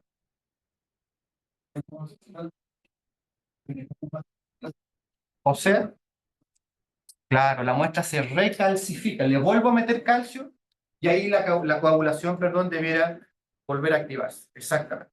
¿Okay? Tapa de color celeste, entonces, tubo con tapa de color celeste para pruebas de coagulación. Citrato de sodio. Tal vez uno más conocido, la heparina. ¿Sí? Son tubos con tapa de color verde.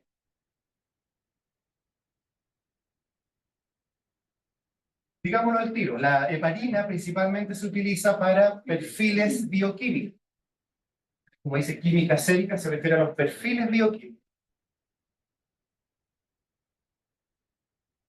Pero creo que eso no lo ocupan como para ganar exótico más tarde, No, porque es un poco usado en clínica o en hospital cuando son muestras de pérdida, pero cuando son como de exóticos, conejos, cuyes, los sacan, se colocan en parte de clínica, se me hace esa conclusión.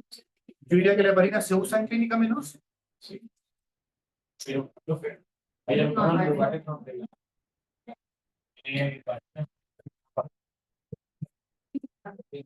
bueno, lo que pasa es que, bueno, más allá del color de la tapa, al final lo importante es el anticoagulante que contiene el tubo. Sí, sí, o sea, el que le puedo colocar una tapa del color que a mí se me ocurra, pero de hecho hay muchos laboratorios que reciclan tubos y ellos mismos llenan sus propios tubos. Y ahí lo importante, de repente los colores no coinciden, es que esté bien rotulado el anticoagulante. O yo mismo puedo tener mis propios tubos y rotularlos de esa manera. En este caso, la heparina, ¿qué es lo que hace? Interfiere con la cascada de la coagulación. Evita la activación de protrombina en trombina, que es el factor 2 de la coagulación. Bloquea el factor 2 de la coagulación y por lo tanto, como interviene en la cascada, genera un efecto anticoagulante. La trombina.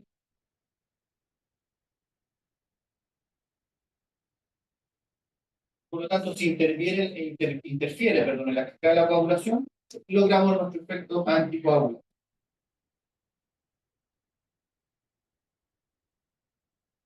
Tercer anticoagulante también muy conocido y muy usado, el EDTA, que es el ácido etilendiamino tetracético, por eso le decimos EDTA. Generalmente, tapa morada, y su mecanismo de acción es igual al citrato de sodio, provoca quelación del calcio. Pero este anticoagulante se usa específicamente para hemogramas. ¿Por qué? Porque es el anticoagulante que genera menos alteraciones morfológicas en la célula. Es el que altera, el que menos altera la forma, el tamaño de la célula. Aunque como dijimos hace un rato, muy a la rápida, lo vamos a conversar, cuando las muestras de sangre están mucho tiempo en contacto con los anticoagulantes, también su morfología comienza a alterarse. ¿Sí? Así que siempre las muestras deben analizarse lo antes posible, no más allá de 6 horas, 8 horas, 24 horas, así como máximo. Después de eso vamos a ver que empiezan a haber problemas de coagulación, perdón, de evaluación. Así que el EDTA específico para hemograma.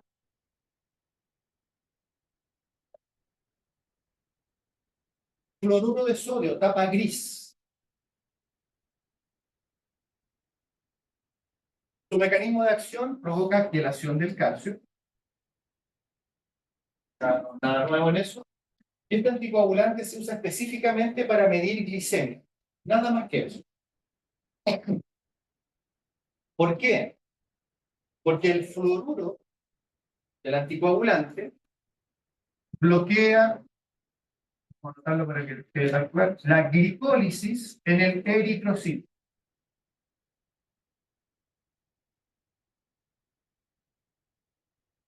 El mecanismo de acción bloquea la glicólisis en el eritrocito.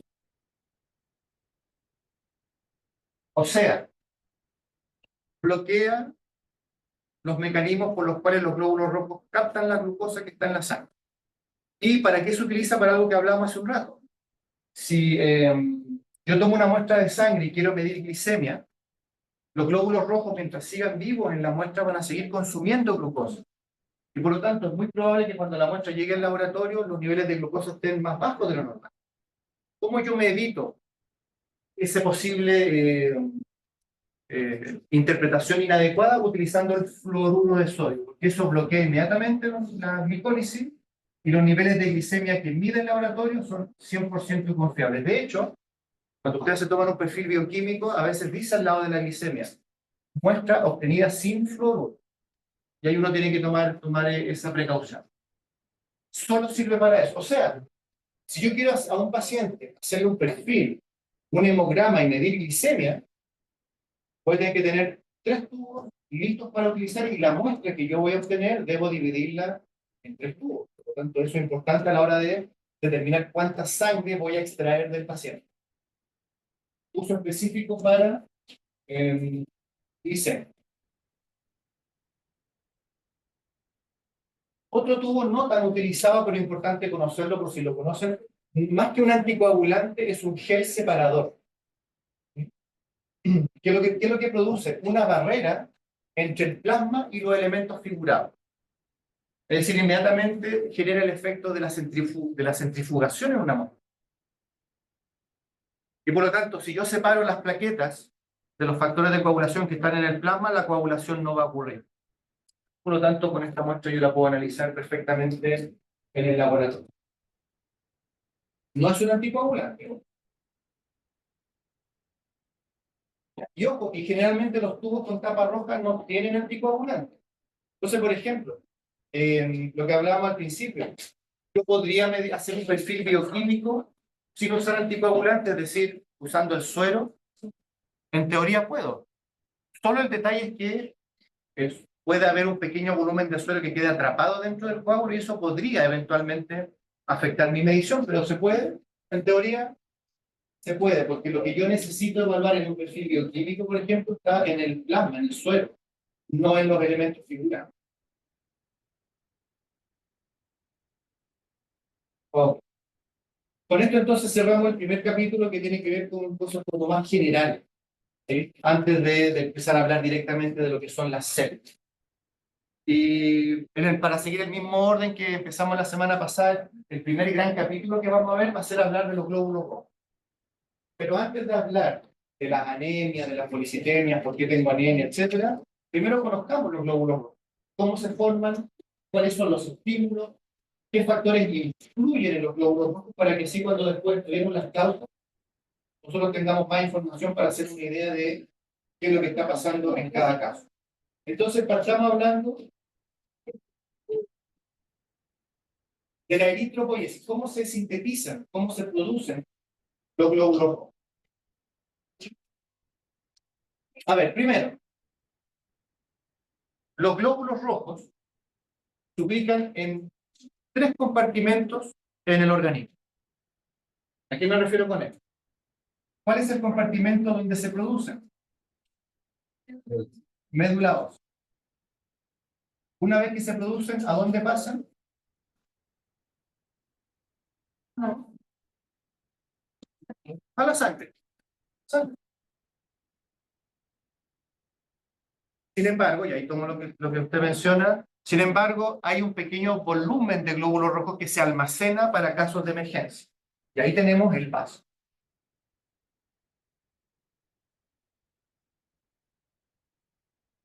Podríamos decir lo siguiente con este esquema, que las células que pasan de la médula ósea a la sangre ya no pueden volver a la médula. En solo una dirección. En cambio, las células que están en la sangre pueden salir del vaso y luego que ya pasó la emergencia, pueden volver al vaso nuevamente. Ahí hay un contacto bidireccional. Ahí tenemos nuestros 3 compartimentos. ¿Por qué hago esta diferencia? Porque si yo quiero evaluar glóbulos rojos maduros, debo tomar una muestra de sangre. Y en esta muestra de sangre no voy a saber ni lo que pasa en el vaso ni lo que pasa en la médula. Si yo quiero ver qué pasa con las células inmaduras de los glóbulos rojos, debo tomar la muestra directamente en la médula ósea. Entonces, aunque se comunican entre sí, son compartimentos totalmente independientes al momento de poder evaluar. Bueno, la suma de estos 3 compartimentos es lo que se conoce como el eritrón.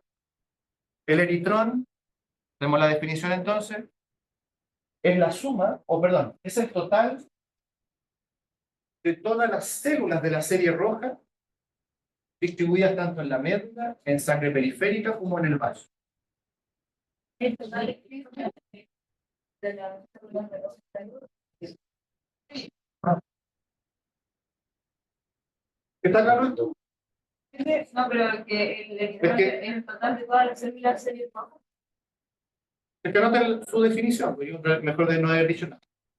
La suma de estos 3 es el eritrón. ¿Y qué dije yo? Dije que era la suma de todas las células de la serie roja que están distribuidas en esos 3 compartimentos. Eso es el eritrón.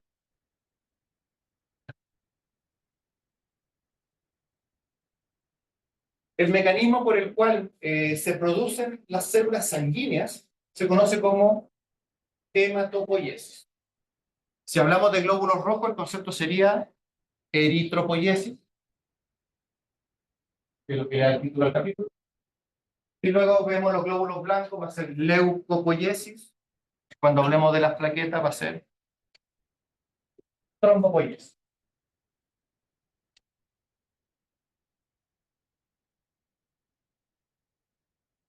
Sin embargo, así como hay mecanismos para producir células sanguíneas, también hay mecanismos para destruir células sanguíneas. Lo hablábamos en la clase anterior, un poco hoy día también. Si hay células anormales, envejecidas, parasitadas, deben ser destruidas para formar células nuevas.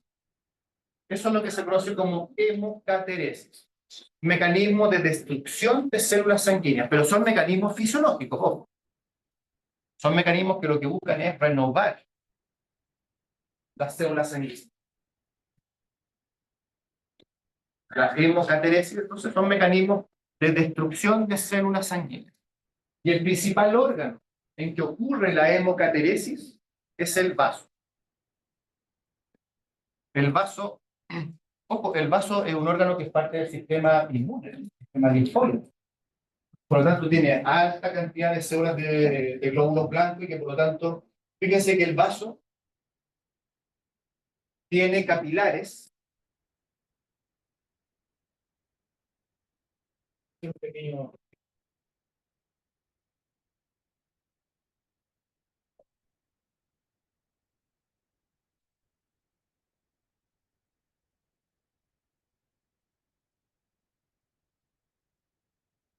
¿Perdón? ¿Nada? Antes, Es la producción de células sanguíneas. Eso no. serían medulares. Sí, decíamos en la clase anterior que la única que se escaparía de eso podían ser los linfocitos, que podían autoclonarse. Pero todo el resto de las células depende de la médula ósea.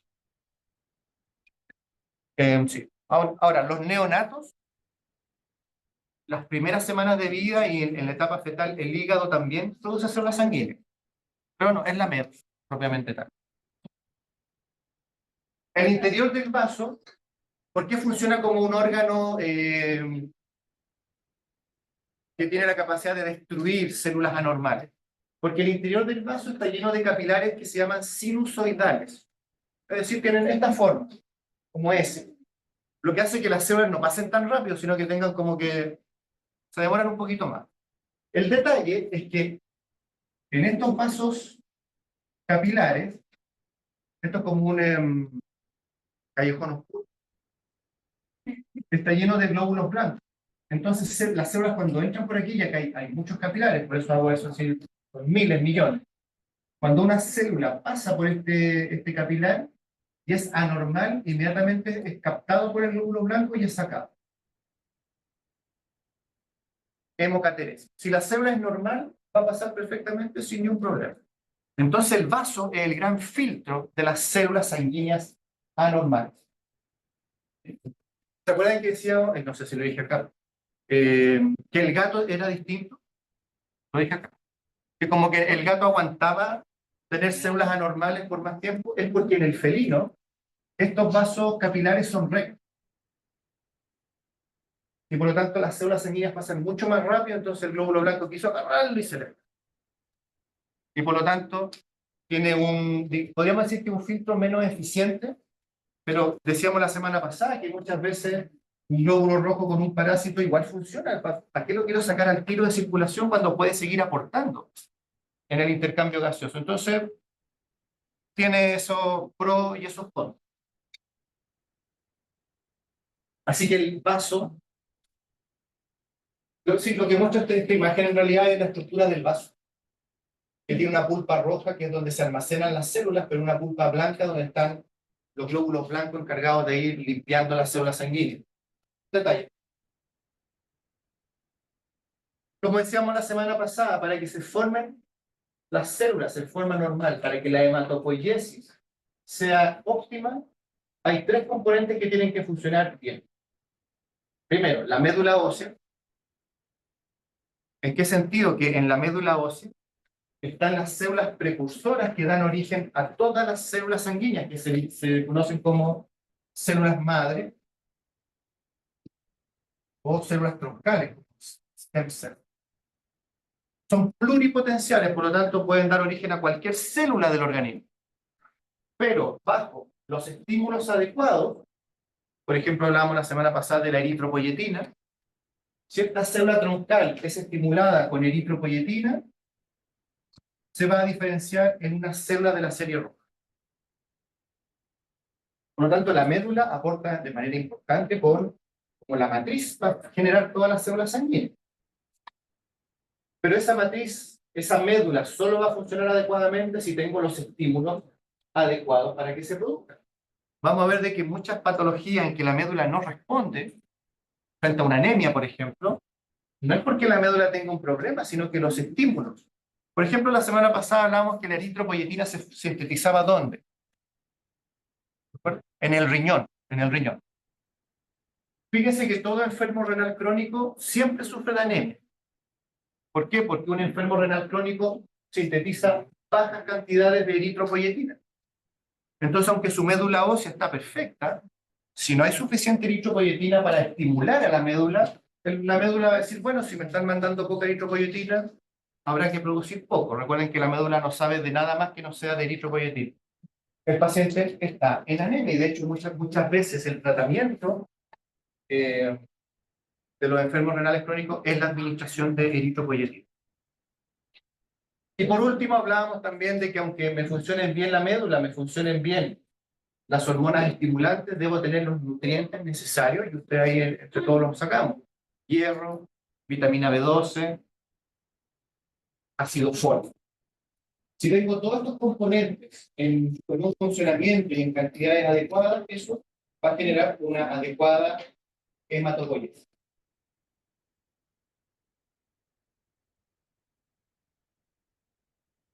Sí, sí, vamos a terminar y así se queda.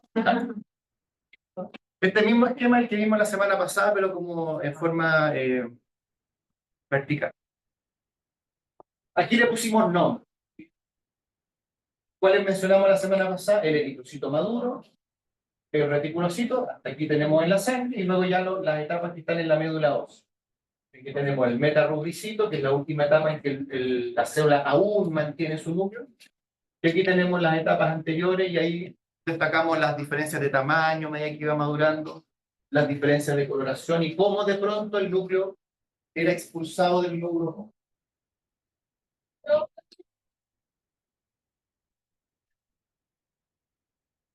Eso lo habíamos visto la semana anterior.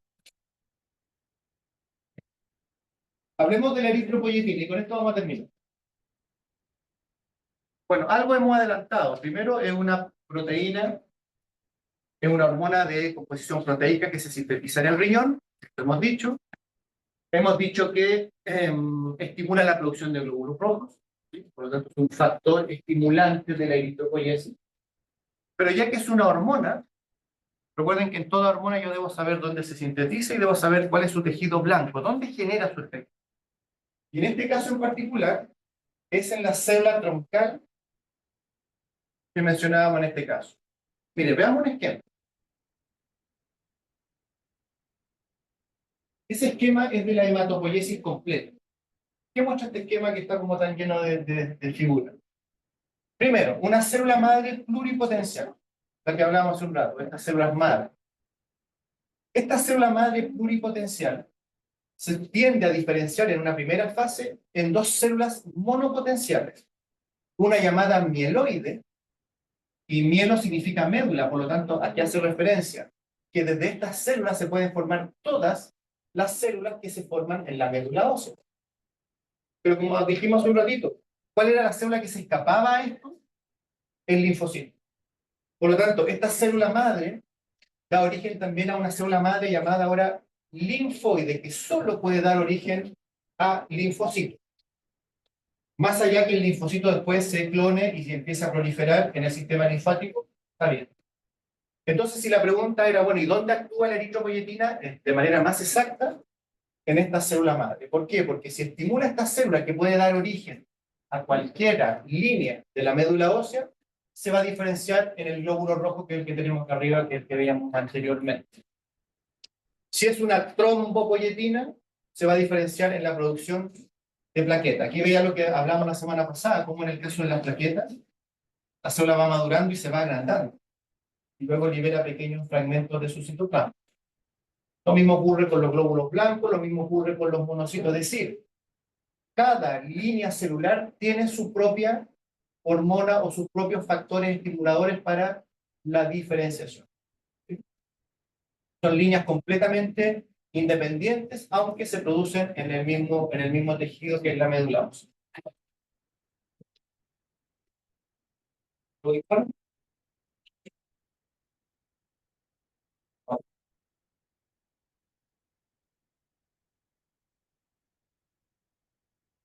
¿Quién estimula la producción de eritropoyetina? Y dos. Diferencia entre machos y hembras. Dijimos la semana pasada, los machos tienen mayor cantidad de glóbulos rojos que las hembras. Principalmente, ¿por qué?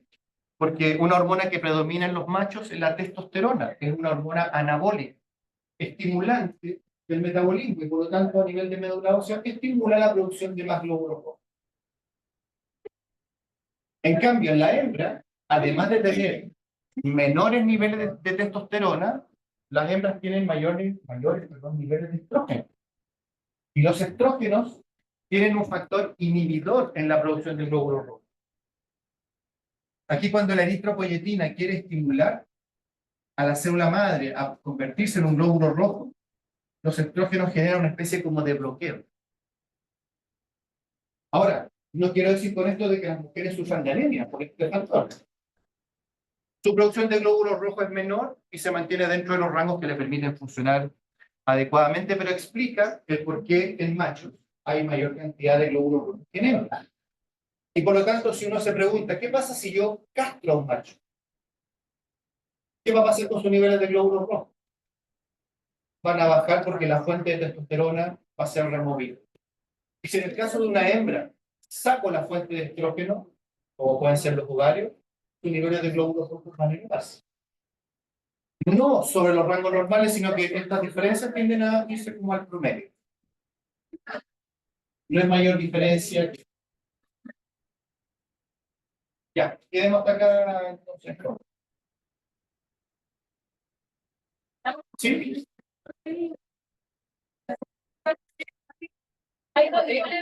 Tranquilo. ¿Qué cosa?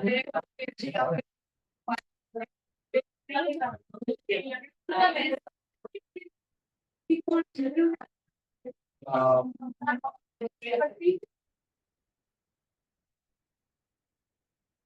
bueno, es como lo que hablaba del corte de uña de enajenar, pero si quieren lo que...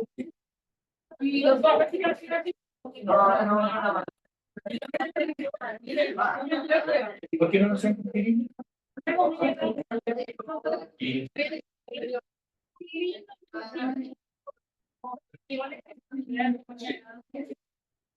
Y eso no significa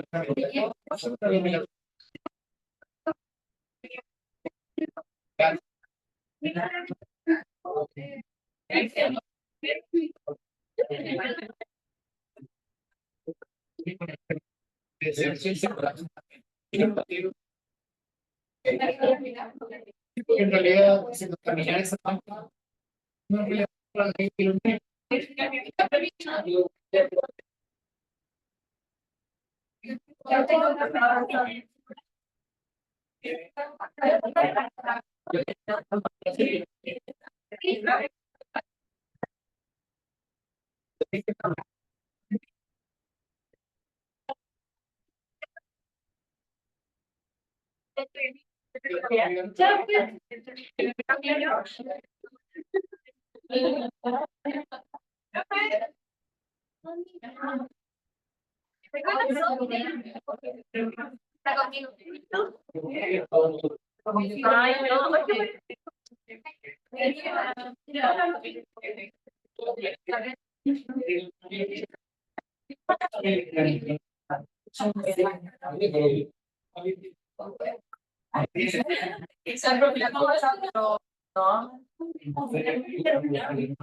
Igual, Diga, ¿estás en el grupo? sí, ¿Me puede enviar la lista, por favor? no.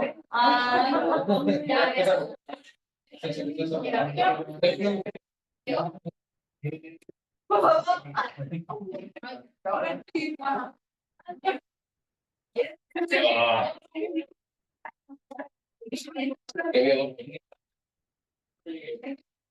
Mi voz.